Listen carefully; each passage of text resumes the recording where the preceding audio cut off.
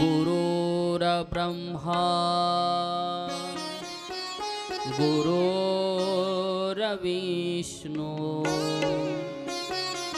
गुरुर्देव महेश्वरः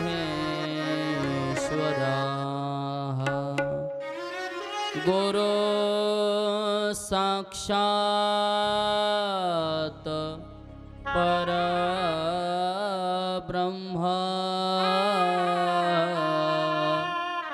तस्मै श्री गुरुवे नमः। वसुदेवसुतं देवं कंसचानूरमर्दनं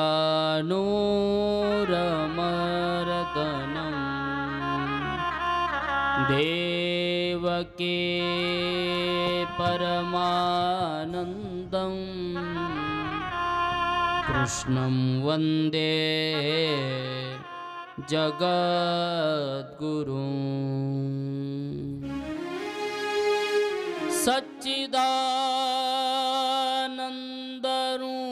सच्चिदानन्दरूपाय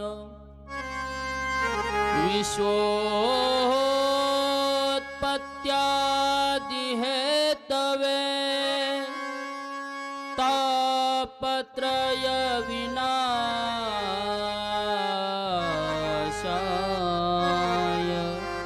श्रीकृष्णाय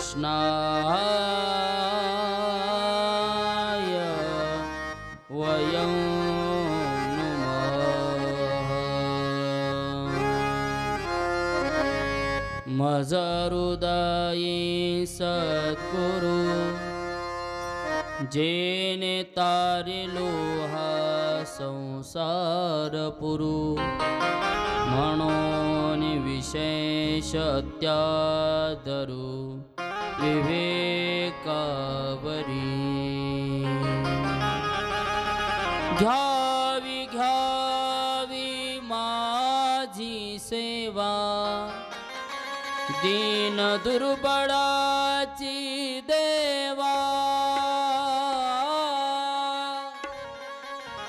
परम पावन अखिल कोट ब्रह्मांड नायक पंढरीश पांडुरंग परमात्मा संत सम्राट ज्ञानियांचे राजे विश्वमाऊली ज्ञानोबाराय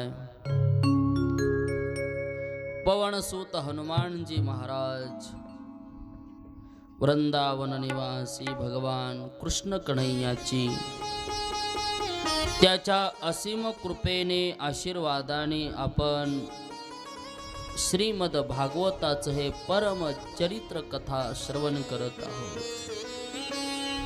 भागवत म्हणे कोण? जे भगवंताचे भक्त त्यांचं नाव भागवत आहे।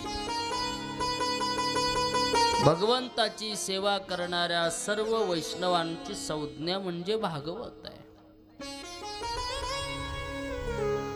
वैष्णव म्हणावं कोणाला?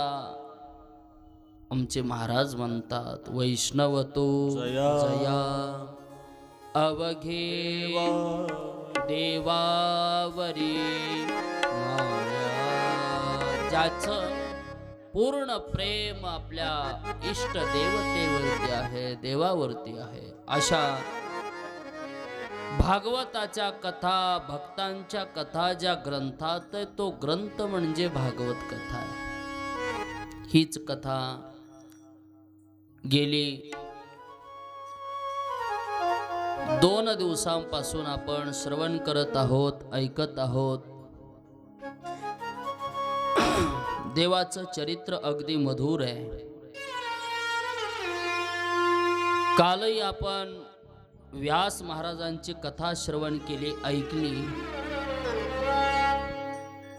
नारदांचं चरित्रही श्रुत केलं। शिट्टी मारायले थोडं हंबिंग करू। बालपणी नारदांच्या आयुष्यात ज्या ज्या काही घटना घडल्या त्याचं चिंतन आपण कालच्या कथेमध्ये केलं। आज आपल्या कथेचा हा तृतीय दिवस आहे। 2 दिवस कथा श्रवण केली, परंतु